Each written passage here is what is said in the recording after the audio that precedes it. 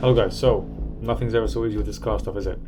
In this video I'm showing you how to change the brake disc and pad on the Astra. This is the rear side, and what you're seeing right now is me struggling to open the caliper itself, and the problem is the caliper is actually seized and it's only pushing from one side because the sliders are actually seized in place.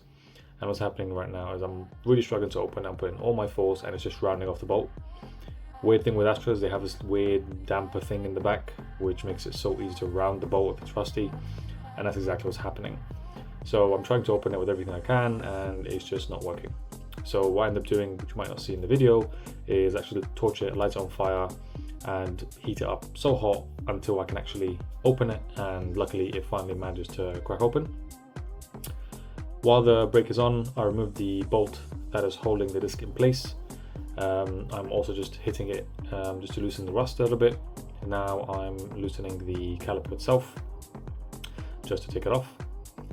Once I removed it, the other side was like there was nothing left, and actually it was particles were flying off as you were braking because the caliper was seized.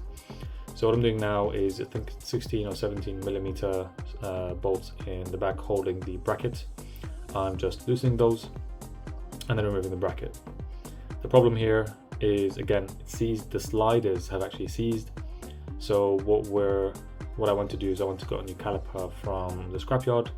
We then took the sliders from the new brakes and put them in the old one because the new caliper was just a bit smaller. And it turned out the sliders were just so seized in there, and I'll show you a video in a second where I tried to pull it with literally all my force, and it just, even the grease was like solid. It was tough. Guys, so I had to put fire to actually check this out. Look at this. This is meant to be grease. Look at that. It's like solid. What is this? So after retracting the piston using a special tool, I'm now placing in the new disc and pads. Make sure to use brake cleaner on the new discs. It does have a surface layer of oil, so you have to get rid of that. So just spray it with some brake cleaner and wipe it off.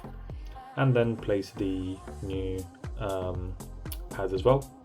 I'm also putting in some copper grease on the surface that reduces squeaking, and I'm putting it in where the pad connects with the bracket.